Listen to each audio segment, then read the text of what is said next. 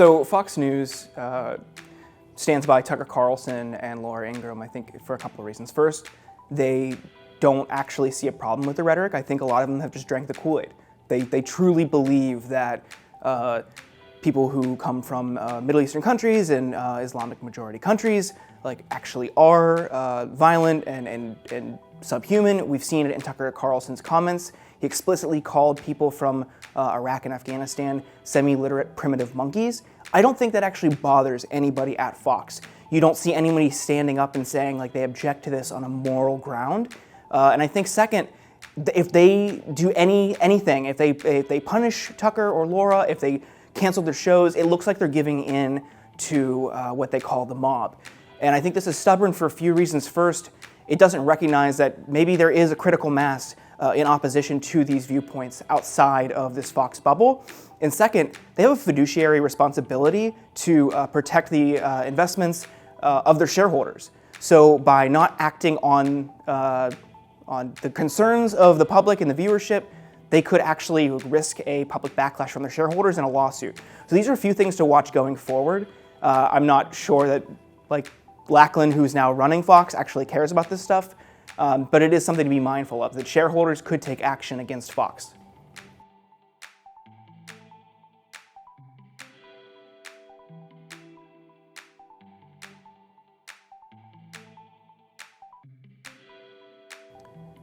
So the influence that Fox has on US policies is alarming, and it should scare everybody. So you have a president who sits and watches Fox News almost all day. He DVRs shows that he misses and comes back and watches them later, and then he tweets about them.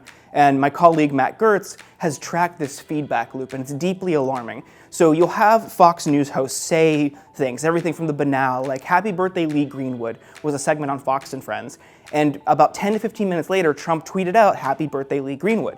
So, pretty mundane, but then it also can get dangerous. So one night, Tucker Carlson pushed this racist, white supremacist conspiracy theory, this white genocide conspiracy theory, claiming that white farmers in South Africa were being slaughtered, and it was a racially motivated crime, he claimed. There's no proof of this whatsoever.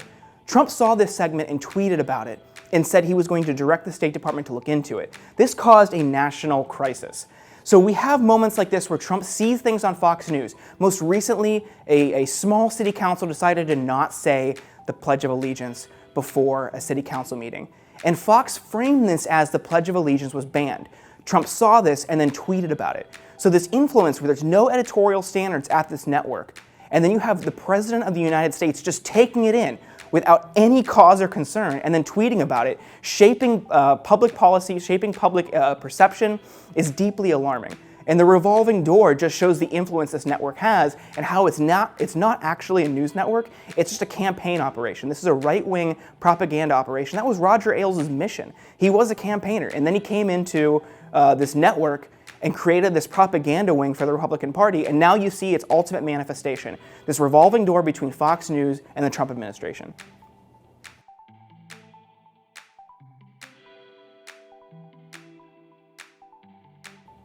So people who think that corporate pressure campaigns are tantamount to censorship don't quite understand what these campaigns are all about.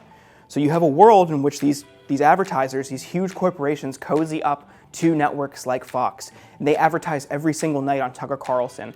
And when you see their ad placement right after a segment where Tucker Carlson claims that, or his guest claims that Ilhan Omar would be a member of the KKK if she wasn't in Congress, how else are you supposed to interpret why StarKist's ad is immediately following that segment? How else are you supposed to interpret My Pillow running multiple ads on these shows every single night, every single day? I don't understand how people can look at this and think that there's some firewall between advertisers and these shows. And we have this world in which Citizens United allows corporations to spend unlimited amounts of money on elections. But then we are left, you and I are left with little recourse to shape the public agenda. So we have corporate pressure campaigns. We can say, hey, no, we support you, we do business with you, but we don't want you advertising on this show because it looks to us like you support this rhetoric. So companies need to be mindful of where they place their ads. They need to institute ethical ad guidelines.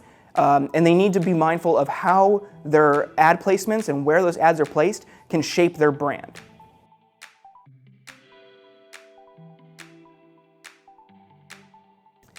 If I could give advice to my teenage self, I would say get involved in politics and organizing earlier.